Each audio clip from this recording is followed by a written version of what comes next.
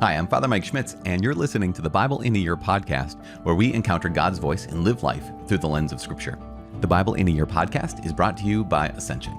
Using the Great Adventure Bible timeline, we'll read all the way from Genesis to Revelation, discovering how the story of salvation unfolds and how we fit into that story today. This is day 9. Let's get started. We are continuing our journey with Abraham in Genesis chapter 18 and chapter 19. We're also continuing our journey with the righteous suffering man Job by reading Job chapter 7 and chapter 8. We're also following the Lord's wisdom by reading Proverbs chapter 2, now in second chapter Proverbs, reading verses 1 through 5. The Bible translation that I'm using and use every day is Revised Standard Version, Catholic Edition. It's the RSV-CE. I'm using the Great Adventure Bible from Ascension, and also following the reading plan that you can also download. If you go to ascensionpress.com/Bible in a Year, you can get your own Catholic Bible in a Year reading plan by going to ascensionpress.com/Bible in a Year. You can get these updates on the podcast by simply subscribing, and you can also sign up for our email list by texting the word Catholic Bible to the number 33777. With all that out of the way, let's get started with Genesis chapter 18 and chapter 19. And the Lord appeared to Abraham by the oaks of Mamre as he sat at the door of his tent in the heat of the day. He lifted up his eyes and looked, and behold, 3 men stood in front of him. When he saw them, he ran from the tent door to meet them and bowed himself to the earth and said, "My Lord, if I have found favor in your sight, do not pass by your servant. Let a little water be brought, and wash your feet, and rest yourselves under the tree, while I fetch a morsel of bread, that you may refresh yourselves. And after that you may pass on, since you have come to your servant." So they said, "Do as you have said." And Abraham hastened into the tent to Sarah and said, "Make ready quickly 3 measures of fine meal, knead it, and make cakes." And Abraham ran to the herd and took a calf, tender and good, and gave it to the servant, who hastened to prepare it. Then he took curds and milk, and the calf which he had prepared, and set it before them. And he stood by them under the tree while they ate. They said to him, "Where is Sarah your wife?" And he said, "She is in the tent." The Lord said, "I will surely return to you in the spring, and Sarah your wife shall have a son." And Sarah was listening at the tent door behind him. Now Abraham and Sarah were old, advanced in age. It had ceased to be with Sarah after the manner of women. So Sarah laughed to herself, saying, "After I have grown old, and my husband is old, shall I have pleasure?" The Lord said to Abraham, "Why did Sarah laugh and say, 'Shall I indeed bear a child now that I am old?' Is anything too hard for the Lord? At the appointed time I will return to you in the spring, and Sarah shall have a son." But Sarah denied, saying, "I did not laugh," for she was afraid. He said, "No, but you did laugh." Then the men sent out from there, and they looked toward Sodom, and Abraham went with them to set them on their way. The Lord said, "Shall I hide from Abraham what I am about to do, seeing that Abraham shall become a great and mighty nation, and all the nations of the earth shall bless themselves by him? No, for I have chosen him that he may charge his children and his household after him, to keep the way of the Lord by doing righteousness and justice, so that the Lord may bring to Abraham what he has promised him." Then the Lord said, "Because the outcry against Sodom and Gomorrah is great and their sin is very grave, I will go down to see whether they have done altogether according to the outcry which has come to me, and if not, I will know." So the men turned from there and went toward Sodom, but Abraham still stood before the Lord. Then Abraham drew near and said, "Will you indeed destroy the righteous with the wicked? Suppose there are 50 righteous within the city.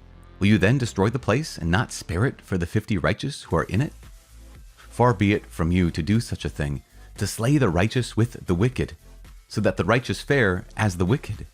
Far be that from you. Shall not the judge of all the earth do right?" And the Lord said, "If I find at Sodom 50 righteous people in the city, I will spare the whole place for their sake." Abraham answered, "Behold, I have taken upon myself to speak to the Lord, I who am but dust and ashes. Suppose 5 of the 50 righteous are lacking.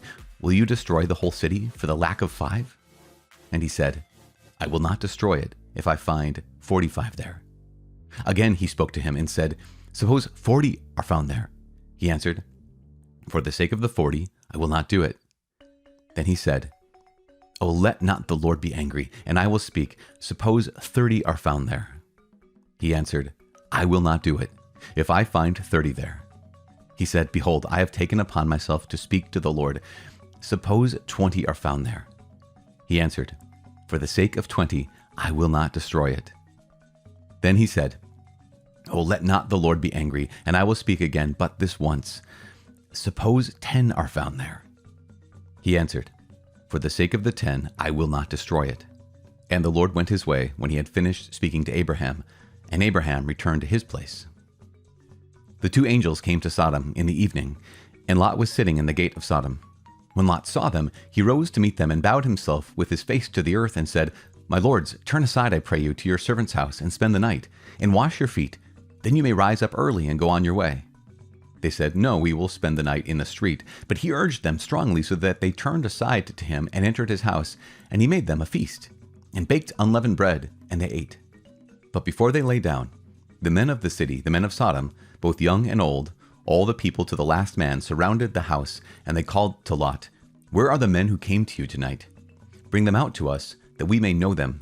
Lot went out of the door to the men, shut the door after him, and said, "I beg you, my brothers, do not act so wickedly. Behold, I have 2 daughters who have not known man. Let me bring them out to you, and do to them as you please. Only do nothing to these men, for they have come under the shelter of my roof." But they said, "Stand back." And they said, "This fellow came to sojourn, and he would play the judge? Now we will deal worse with you than with them." Then they pressed hard against the man Lot, and drew near to break the door. But the men put forth their hands, and brought Lot into the house to them, and shut the door. And they struck with blindness the men who were at the door of the house, both small and great, so that they wearied themselves groping for the door. Then the men said to Lot, "Have you anyone else here? Sons-in-law, sons, daughters, or anyone who you have in the city, bring them out of the place. For we are about to destroy this place, because the outcry against its people has become great before the Lord, and the Lord has sent us to destroy it." So Lot went out, and said to his sons-in-law, who were to marry his daughters, "Up, get out of this place, for the Lord is about to destroy the city." But he seemed to his sons-in-law to be jesting. When morning dawned, the angels urged Lot, saying, "Arise, take your wife and your 2 daughters who are here, lest you be consumed in the punishment of the city." But he lingered. So the men seized him and his wife and his 2 daughters by the hand, the Lord being merciful to him, and they brought him forth and set him outside the city. And when they had brought them forth, they said, "Flee for your life. Do not look back or stop anywhere in the valley. Flee to the hills, lest you be consumed." And Lot said to them, "Oh no, my lords. Behold, your servant has found favor in your sight, and you have shown me great kindness in saving my life. But I cannot flee to the hills, lest the disaster overtake me, and I die. Behold, yonder city is near enough to flee to, and it is